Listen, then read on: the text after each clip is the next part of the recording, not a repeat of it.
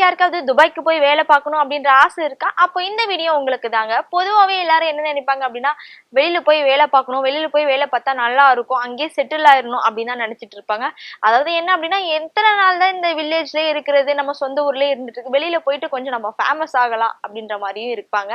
So அவங்களுக்கெல்லாம் இந்த video ஒரு நல்ல உதாரணமா இருக்கும் அப்படின்னு சொல்லலாம். நீங்க துபாய்க்கு போனோம் அப்படின்னா அவ்வளோ ஈஸியா போயிட முடியாது. அதுக்கு பின்னாடி சில சிக்கல்லாம் இருக்குங்க. என்னங்க இப்படி சிக்கல்னு சொல்லிட்டீங்களே அப்படின்னு கேக்குறீங்களா? அது சிக்கல் அப்படின்னு சொல்ல முடியாது. எல்லாருமே நம்ம பணம் சம்பாதிக்கிறதுக்காக தான் நம்ம வெளியில போய் வேலை பார்ப்போம். அதாவது ஓரளவுக்கு நம்ம இங்க சம்பாதிச்சிட்டோம், வெளில போனா இன்னும் கொஞ்சம் எக்ஸ்ட்ரா சம்பாதிக்கலாமே அப்படின்னு தான் நினைப்போம். ஆனா சம்பாதிக்கிறது எல்லாமே நம்மளோட வீட்டுக்கே கொடுத்துடுற மாதிரி ஆயிடுங்க. அதாவது நம்மளுக்கு வீட்டுக்கு தேவையான பொருட்களே நம்ம சம்பாதிக்கிற சம்பளம் எல்லாமே அதுக்கே சரியா போயிடும்னு நினைக்கிறேன். அந்த மாதிரிதான் துபாயில இப்படி ஒரு விஷயம் இருக்குங்க. எப்படி அப்படின்னு கேக்குறீங்களா? அதாவது நீங்க அங்க போய் செட்டில் ஆகணும் ஃபேமிலியோட அப்படின்னு நினைச்சீங்கன்னா என்ன பண்ணுவீங்க? கண்டிப்பா வாடகை வீடு எடுத்து அந்த மாதிரி தான் செட்டில் ஆகணும் அப்படின்னு சொல்லிட்டு எல்லாருமே நினைப்போம். ஆனா அங்க துபாயில வாடகை வீடே ஒரு மாதத்திற்கு 3 லட்சம் ரூபாய் வரைக்கும் இருக்குமா? என்னங்க 3 லட்சம் சொல்லிட்டீங்களே அப்படின்னு கேக்குறீங்களா? ஆமாங்க, அட்வான்ஸ் 1 லட்சம் இல்ல 50,000 அப்படின்ற மாதிரி சொல்லுவோம். ஆனா அங்க வாடகையே 3 லட்சம் ரூபாமா.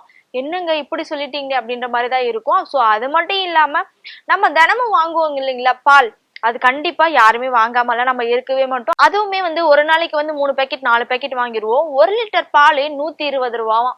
இப்படி கேட்க ஒவ்வொரு விஷயமாவும் ஆச்சரியமா இருக்கிற மாதிரி தாங்க இருக்கு. இது மட்டும் தானே அதிக விலை, மத்த இதெல்லாம் கம்மி விலையா தானே இருக்கும் அப்படின்னு நினைக்கிறீங்களா? கண்டிப்பா கிடையாது. இப்போ நம்ம இங்கெல்லாம் பாத்தீங்கன்னா 10 ரூபா கொடுத்து ஒரு பொருள் வாங்குறோம் அப்படின்னா அங்கெல்லாம் எப்படி இருக்கும் அப்படின்னா அதை விட டபுள் மடங்காமா இருக்குமா. அதாவது இந்த 40 ரூபா 50 ரூபா அந்த மாதிரி தான் இருக்கும். இப்படியே ஒவ்வொரு பொருளும் ரொம்ப ஹை ரேட்ல தான் இருக்குமா. அப்படி இருக்கும்போது நம்ம எப்படி போய் அங்க வேலை பார்க்க முடியும், எப்படி போய் நம்ம செட்டில் ஆக முடியும் அப்படின்ற மைண்ட் செட் தான் எல்லாருக்குமே இருக்கும். இருந்தாலுமே இப்படி ஒரு மாசத்துக்கு 3 லட்சமா அப்படின்ற மாதிரி தாங்க ஷாக்கா இருக்கு. சோ இந்த இன்ஃபர்மேஷனை பத்தி நீங்க என்ன நினைக்கிறீங்கன்னு சொல்லிட்டு மறக்காம கமெண்ட் பாக்ஸ்ல கமெண்ட் பண்ணுங்க. இனிமே யாராவது துபாய்க்கு போவீங்க? கண்டிப்பா யாரும் போக மாட்டீங்கன்னு நினைக்கிறேன். என்னங்க துபாயில இப்படியெல்லாம் இருக்கா அப்படின்னு கேக்குறீங்களா?